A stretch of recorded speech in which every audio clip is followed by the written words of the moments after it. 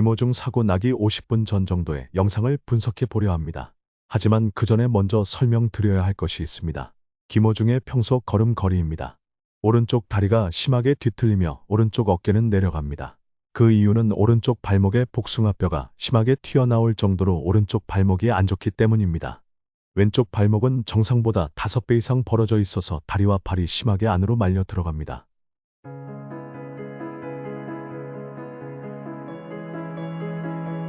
이게 양쪽 다 발목이 이렇게 많이 안 좋네요. 잘 못 걷는 거죠. 걷지도 못할 만큼 그 정도입니까? 되게 깃털 같아요. 그냥 네. 너덜너덜하다 해야 되나? 그냥. 다시 32살에 생길 수 있는 그런 발목이 아니에요. 32살에 생길 수 있는 그런 발목이 아니에요. 세상에. 수술을 좀 해야 되는 그런 심각한 상황이네요. 김호중은 발목 통증으로 수시로 다리를 전다. 그럼에도 무대 위나 방송에서 다리를 저는 것을 잘 볼 수 없다. 그 이유는 여러 가지가 있을 수 있다. 김호중은 올해 3월 라이브 방송에서 발목 시술을 받고 있다고 했다. 압박 붕대를 한다고 했다. 또한 이번 1심 재판에서 변호인에 의하면 마약류의 진통제를 먹으며 고통을 견딘 것을 알 수 있다.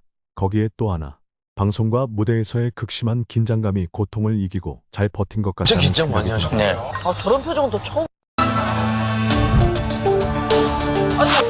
촬영이 끝나면 모든 긴장이 쫙 풀리더라고요. 근데 운동한 느낌이 들더라고요. 조금 자유롭게 촬영을 하니 상체를 뒤로 젖히며 걷는 것을 알 수 있다. 걷는 모습도 비틀거린다. 지금까지 살펴본 바에 의하면 김호중은 발목 상태와 여러 조건에 따라 수시로 걸음걸이가 달라질 수 있습니다. 이제부터 사건 영상을 살펴보겠습니다. 몸이 좀 뒤처져 걷고 있습니다. 자유로운 상태라 원래 습관대로 그렇게 걷는다 생각합니다. 대리 서비스는 손을 뒤로 받쳐주나 봅니다. 여기서 김호중이 평소 차 문을 열 때를 살펴보겠습니다. 김호중은 손잡이를 오른손으로 잡고 문이 열리는 반대 방향에 정면으로 서서 문을 엽니다. 김호중뿐 아니라 모든 사람이 손잡이를 중심으로 문이 열리는 방향과 반대 방향에 서서 문을 엽니다. 그래야 몸이 문에 걸리지 않기 때문입니다. 여기는 왼쪽에 벽이 있어서 몸이 정면으로 똑바로 서지는 못하지만 앞과 동일한 방법으로 탑승을 합니다.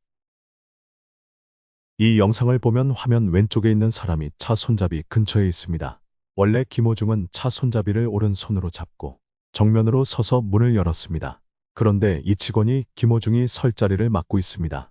김호중은 평소 탑승하는 방향과 정반대 방향 90도 정도에서 문을 열게 됩니다.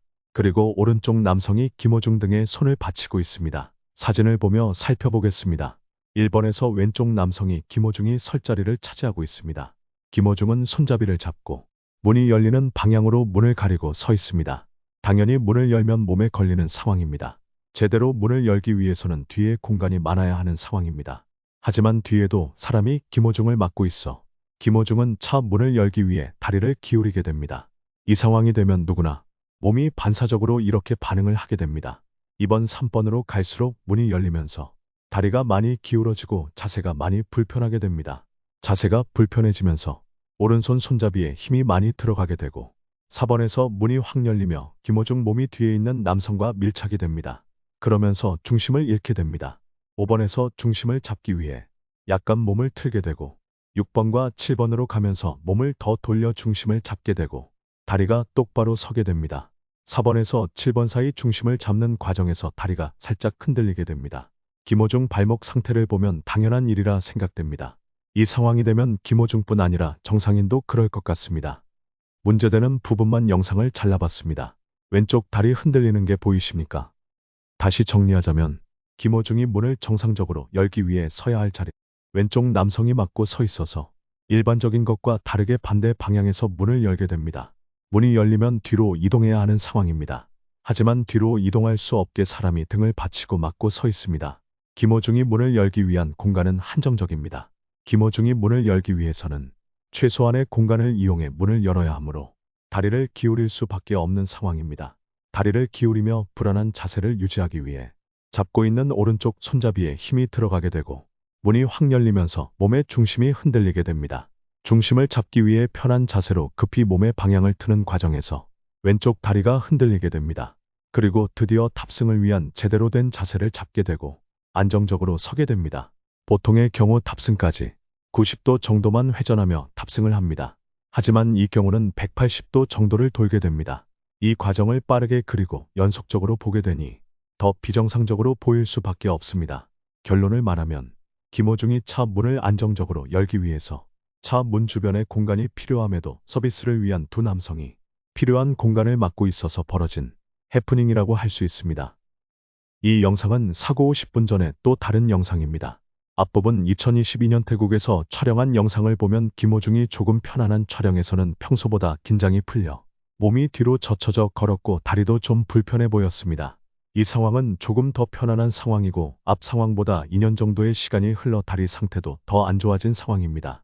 그리고 콘서트 등 바쁜 일정으로 엄청 피곤해 있는 상황이라는 것을 고려해야 할 것입니다. 사람이 지치면 다리가 힘이 풀리는데 김호중은 발목이 최악의 상태이니 그 점이 고려되어야 될 것 같습니다. 처음에는 평소대로 걸어오다 갑자기 왼발이 안쪽으로 들어오며 잠깐 휘청거리는 듯합니다. 그래서 문제가 되는 부분만 집중적으로 보겠습니다. 찾으셨나요? 왼쪽 발을 안쪽으로 딛고 오른쪽 발을 띄는 순간 고개가 왼쪽으로 돌아갑니다.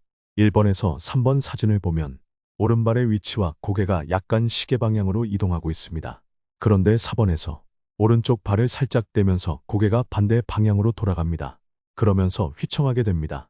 5번에서 몸을 틀어 반시계 방향으로 돌아서고 6번에서 몸이 완전 반대 방향으로 이동합니다. 김호중은 왼쪽 발을 안쪽으로 내디디며 시계 방향으로 가려 했습니다. 그런데 순간 반시계 방향으로 고개를 돌리며 뭔가를 확인하고 목표 지점을 변경하게 되며 갑자기 방향을 바꾸게 됩니다. 그러니 중심이 살짝 잡히지 않는 일이 벌어진 것입니다. 여러분도 시험을 해보시면 알겠지만 이것은 보통 사람도 몸의 중심이 흔들리게 되는 상황입니다. 김호중의 발목 상태와 지금 컨디션을 고려하면 이 걸음걸이는 김호중에게 아주 정상인 걸음이라고 생각됩니다. 이 영상들이 참고 되어 김호중에 대한 오해가 풀리기를 바라봅니다.